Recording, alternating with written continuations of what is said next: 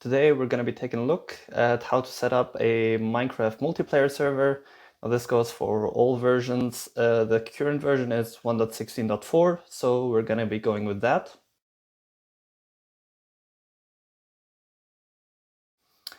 The very first thing you want to do is you want to have a valid Java installation. If you already do so, skip ahead. If not, then follow along. You want to look up Java download. And you want to go onto java.com. Here you just want to go ahead and click on I accept all cookies. And then you want to download and install Java. After you went through the installation, you want to go to your computer. You want to go into program files. You want to look up Java. And here you're going to see the installed Java versions. Now the one we're running, the one we're looking for is the Java Runtime Edition.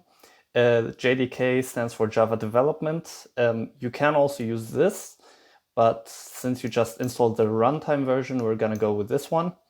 You want to go into this one, and you want to copy this path. Then you want to navigate back to your computer. You want to right-click, go to Properties. You want to go onto Advanced System Settings. Click on Advanced and then on Environment Variables.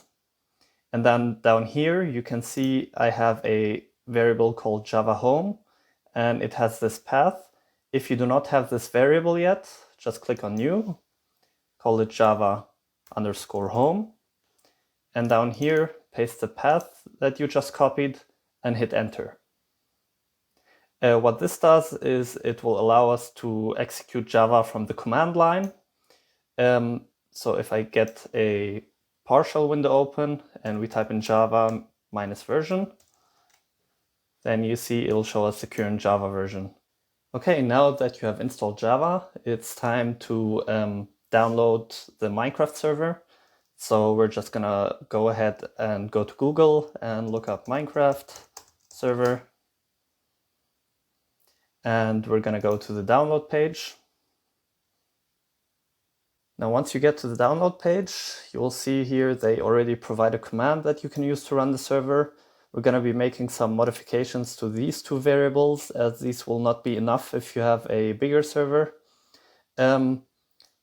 You will see the download link right here. So you want to click that and you want to wait for it to download the server. Okay, once it is downloaded, it will ask you whether or not you want to keep this file because it's a jar file. And it's going to say that files like this may harm your computer. In case of the in case of the Minecraft server, you just hit on keep because this is a trusted source. If you're not sure about the file, you can just simply fire up VirusTotal and put it right here. It's going to compute the hash and it's going to show you it's all clean. Now you want to go ahead and copy this one into a directory of your liking, which is going to be the home directory of your server. All right, so I moved my downloaded server jar file into a temporary folder under my downloads folder. Now in your case, it's not going to be a temporary folder. This is going to be where all your server files are. Now that you have this here, we want to go ahead and open up a command line, a command shell. On Windows, you can use either CMD or PowerShell. We want to copy this path and we want to type in cd, which stands for change directory. And then just right click and it's going to enter that and you just hit enter. If the path contains a white space, then what you have to do is you have to put it into brackets. Once you're inside the directory, we're just going to look at the file name and we're going to type Java -jar. It means it's going to execute a jar file, and then we're going to type the name. You can just hit tab to autocomplete and then you want to hit enter. Now this is going to run it with the GUI this time. Okay, there we go. as you see, the first time it's not going to run because it's going to say fail to load eula.txt. You need to agree to the eula. It's going to create these files here. You just want to right click this one and go to edit. And right here where it says false, you just say true and you save it. And now we can go ahead and run the server. So we just say java -jar server.jar, and we want to run it without a GUI, so we say no GUI.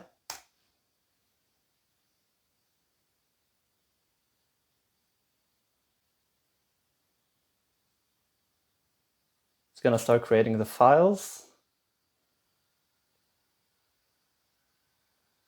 Okay, now it's going to prepare the word, and this is where we're going to break it for now. It's just going to prepare the spawn area and generate all the stuff it needs to generate at the beginning. Okay, so we want to stop this with Control C. Just going to stop it. You want to go into this file. Yeah, there you go.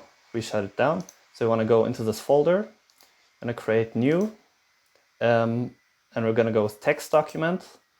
Now I'm going to be using a batch file to run the server in the future. And we're going to call this one run server.cmd. CMD is so that we execute it from the command line and it doesn't pop up as a batch file. It's going to ask you whether or not you're sure you want to change a file extension. You're just going to hit yes. If these file extensions, if you cannot see these file extensions, just go to View, go to Options, go into View, scroll down until you see this one, untick it and hit Apply.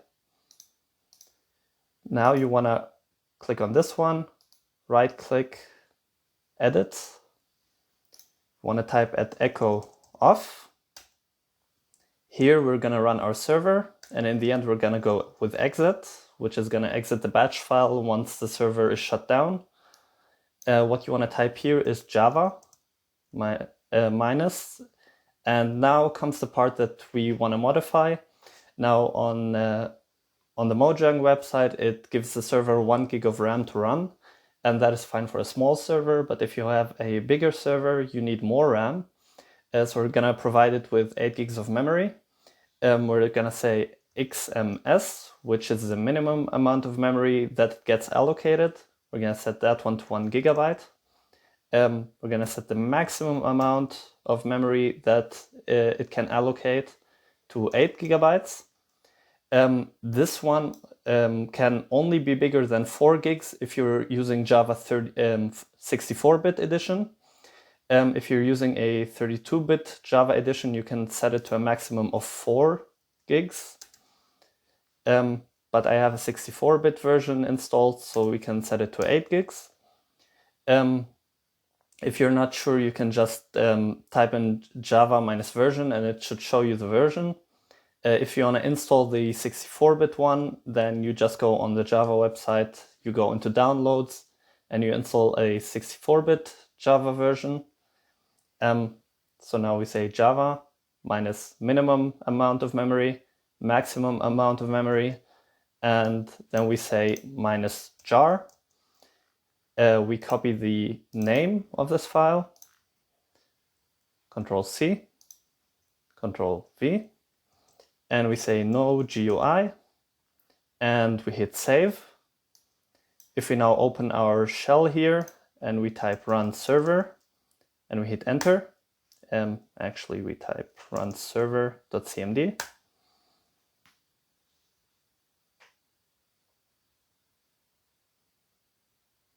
Give it a moment, there it goes. And it starts running the server. Okay, now that we have a functioning MineCraft server, we want to go ahead and tweak the settings of the server. So you want to go into the directory, look for the file server.properties, and right click and click on edit, or open with and then with Notepad. Here you're going to have a bunch of settings that you can play with.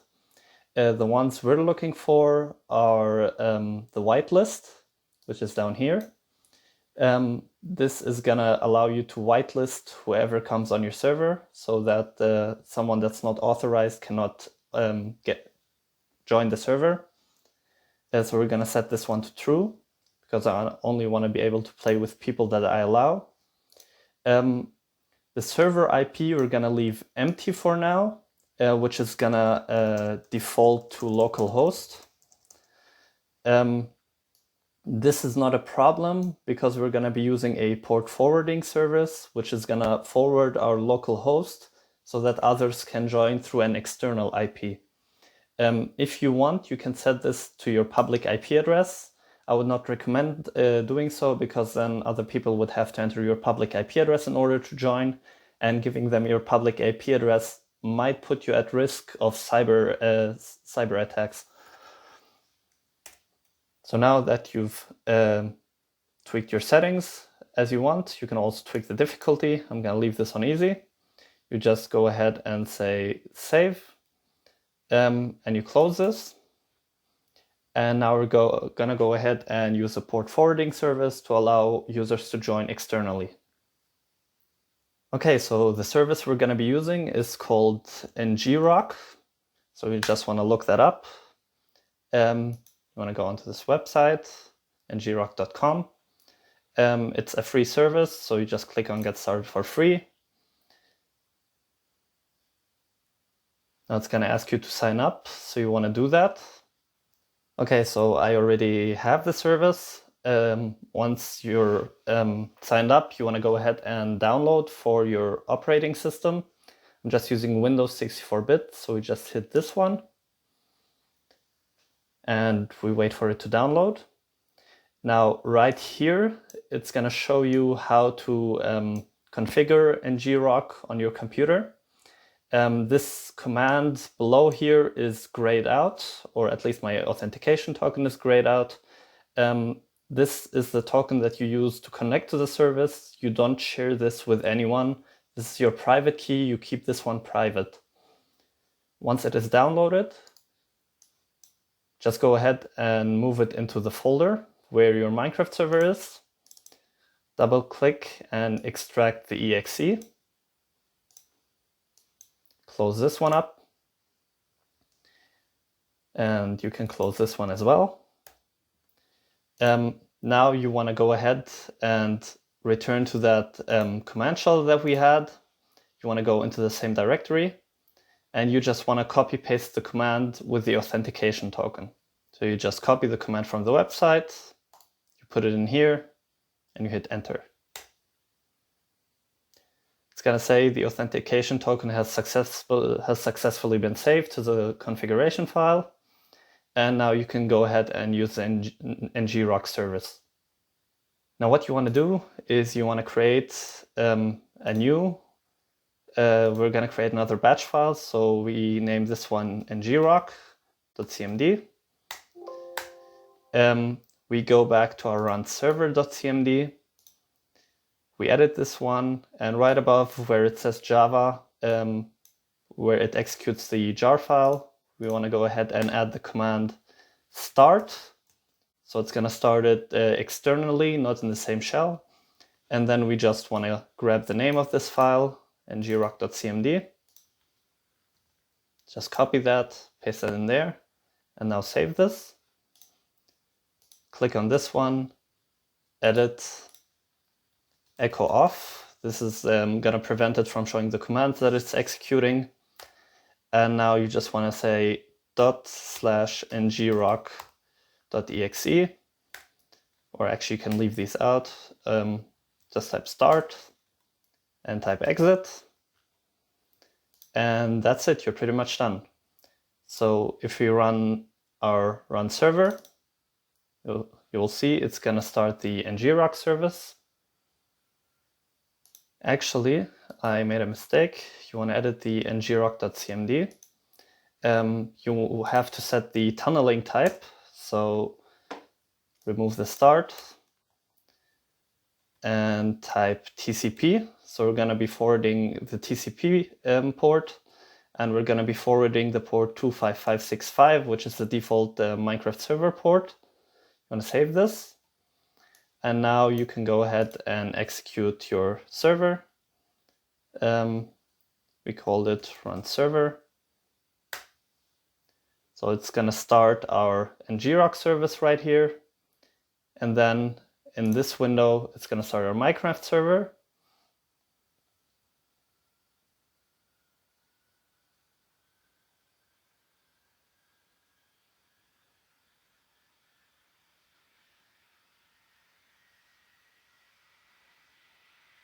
Okay, once the Minecraft server is started, you can go ahead and use the IP provided by ngrok to log into the Minecraft server. Let's take a look at that now. Okay, so now that we've opened up Minecraft, we go into our ngrok service, and we can see right here it says forwarding. Here it tells us our external IP address, which people can use to connect to our local host on the specified port.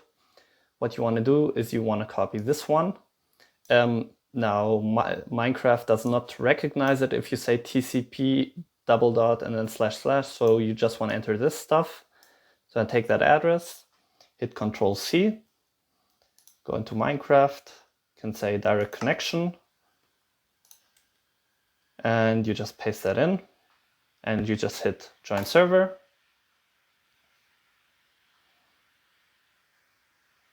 And there we go. Okay, I'm not whitelisted at this point. That's because we turned on whitelisting. Let's quickly change that. Okay, so to whitelist ourselves, just open up the command shell and just type whitelist and then your name.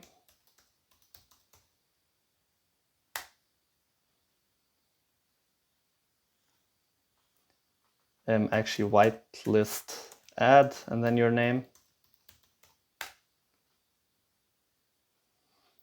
And then just join the server normally.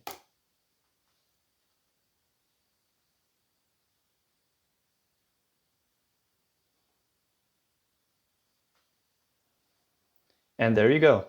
That's how to set up a Minecraft server with port forwarding without the need of changing any settings in your router. Now you can obviously just change the port forwarding settings in your router and ignore the ngrok settings, but then you'd be using your public IP address, which you should avoid at all costs. Thank you very much for watching. If you enjoyed the video, then please hit that like button. And if you haven't yet, then please make sure to subscribe. It's free and it really means the world to me. But thank you, and I'll see you in the next one.